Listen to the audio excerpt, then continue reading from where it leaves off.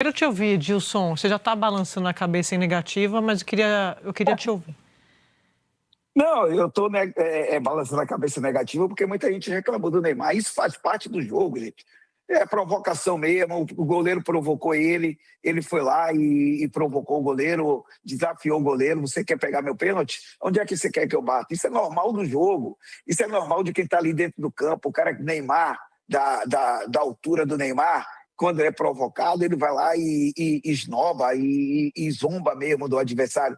Isso é coisa de dentro de campo que a gente não pode, só foi feito na hora errada, no momento errado, porque se fosse um outro ali, pegava a bola, como o Brasil precisava fazer um outro gol para empatar, aí ia para o meio campo para adiantar logo o jogo. Talvez tenha feito no momento errado. Mas esse tipo de provocação é normal dentro de campo. A gente não tem que recriminar o Neymar porque fez esse tipo de provocação, porque ele foi provocado antes, o goleiro ficou dizendo que ia pegar o pênalti dele. Isso é normal, isso é personalidade. Eu gosto de jogador assim, que vai para cima, que desafia. Futebol é isso, gente. Nem tudo que acontece dentro de campo é passado para fora, não. E as provocações, o lado psicológico que acontece dentro de campo, é o que fica ali no campo. Isso aí, para mim, é uma coisa normal. O que me preocupa é a nossa geração, a nossa base, o que é que vem pela frente, qual é o tipo de jogadores que nós estamos formando hoje, por que nós não temos dois laterais bons hoje, como a gente tinha Cafu e Roberto Carlos, como a gente já teve tantos outros, por que nós temos que jogar ainda, com todo respeito, com a defesa, essa defesa, não formamos mais zagueiros, por que o Brasil não tem um centroavante? Nós já tivemos Romário, nós já tivemos Careca, nós já tivemos Reinaldo, nós já tivemos o Ronaldinho, e hoje nós não temos um centroavante. O único que a gente tinha era o Pedro, que não foi convocado. Por que não é convocado? Porque o cara joga uma partida mal, aí não tem condições de jogar na seleção brasileira.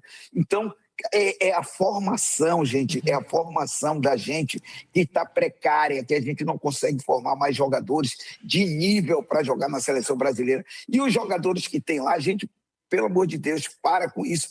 Nós estamos indo jogar uma Copa do Mundo, é muito glamour, é muita mulher, é muita esposa, é muita... Eu sei que todo mundo quer estar do lado da esposa, mas, gente, é uma Copa do Mundo, é um mês, pode se dedicar um pouco mais, pode ficar um pouco mais concentrado, todo mundo junto. A Copa de 2002 a gente ganhou porque nem telefone a gente tinha.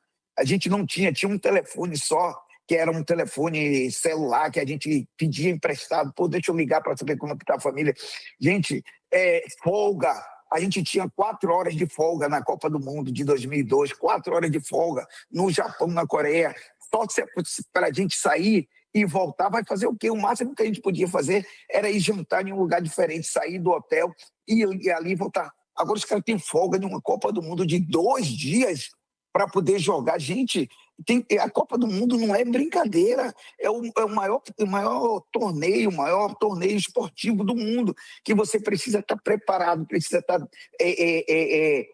fisicamente bem, tecnicamente, psicologicamente bem, para você poder encarar uma Copa do Mundo. Aí chega o Ancelotti, e a gente deposita toda a esperança nele, de que ele vai realizar tudo aquilo que o brasileiro quer, que ele vai acabar com esses problemas tudo de concentração. Aí chega o cara, e aí não vou levar jogador que está machucado. Não estou falando que o Neymar não era para ter ido, não. Mas quando ele muda o discurso no meio do caminho e leva um jogador machucado, os outros jogadores se sentem prejudicados. Os outros jogadores já se sentem o quê? Ele não tem palavra, porque ele chegou falando uma coisa e levou um jogador machucado. Então, o que acontece? O Estevão machucou, que era um jogador importante, ele não levou, e vários outros. Então, ele perdeu o que ele tinha.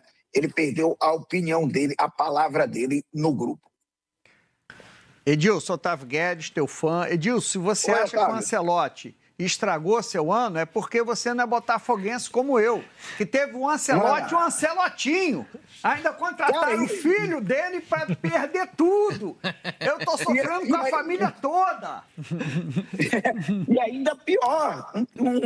E, na verdade, com todo respeito, o Ancelotti, eu acho que o Ancelotti já tem muitos anos de futebol, E aí o que acontece? Contratou o filho dele. Agora a seleção brasileira virou essa coisa. O Tite foi, levou o filho, o outro vai, leva o filho, o Ancelotti vai, leva o filho. E você sabe, quando eu não gosto disso, eu não gosto de negócio de trabalhar com parente, porque fica aquela fofocalhada toda, você ouve uma coisa, já leva para o pai leva para o filho, e o filho tem mais opinião do que o pai. Então, gente, pelo amor de Deus, ele na seleção brasileira, vamos trabalhar com profissionalismo. Eu sei que ele é profissional, ele pode ter estudado, pode ter feito isso, pode ter feito aquilo, mas fica parecendo que é uma coisa de levar parente, de levar filho, de levar primo, de levar... E aí a coisa parece não ser profissional. Então, você aguentar um Ancelotti e já está na descendência é ruim, imagine o filho também. Então eu acho isso errado, eu acho que o presidente da CBF também errou tudo que tinha que errar.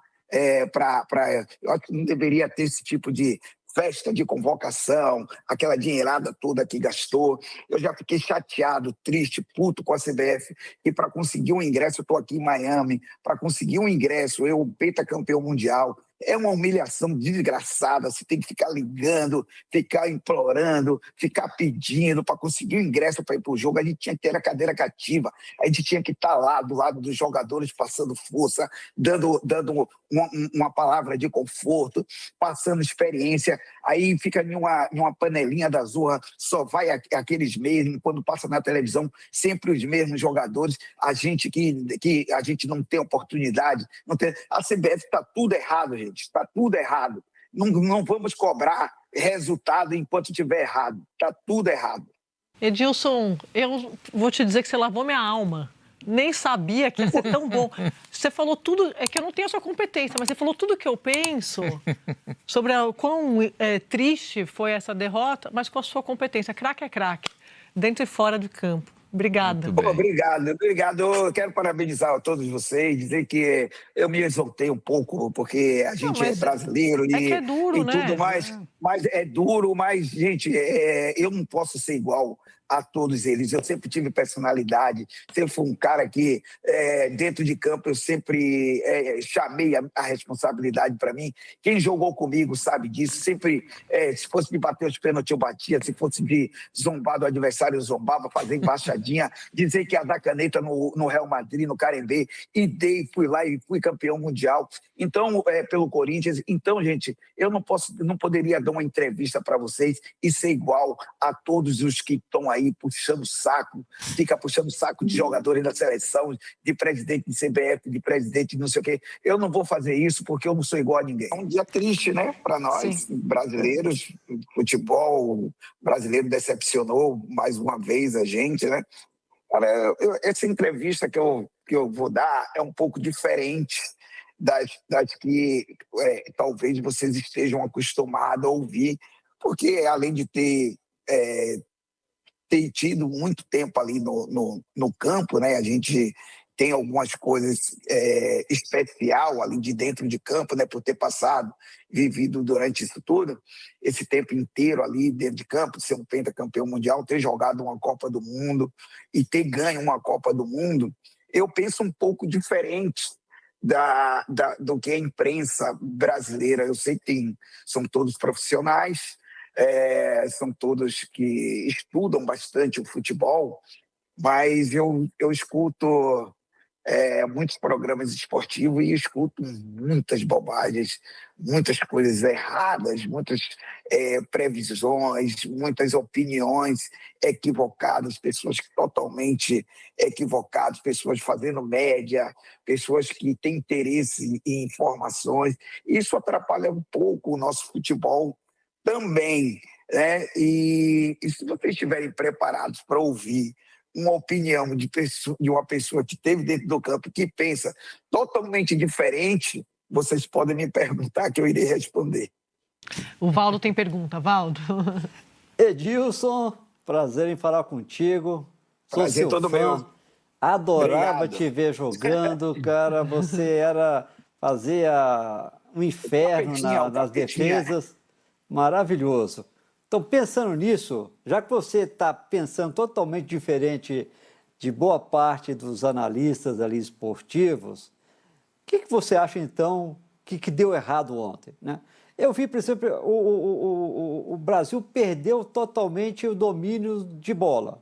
Segundo, depois que entrou Neymar, entrou o Danilo Santos e entrou esqueci o outro nome de quem entrou. Bom, sei lá. Bom, mas aí ele colocou o time, colocou o Endrick na ponta direita para defender.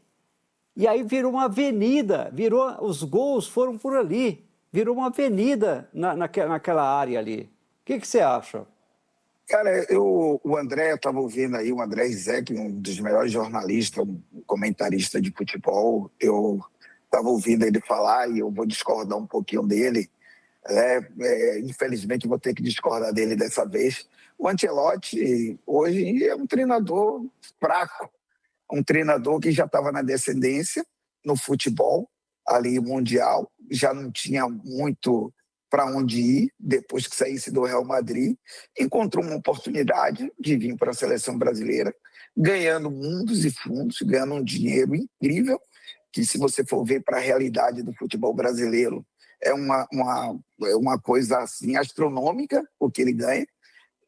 Renovaram um contrato antes de uma Copa do Mundo por mais 4 anos com ele, e queira ou não, se amanhã depois quiser mandar embora, vai ter que pagar.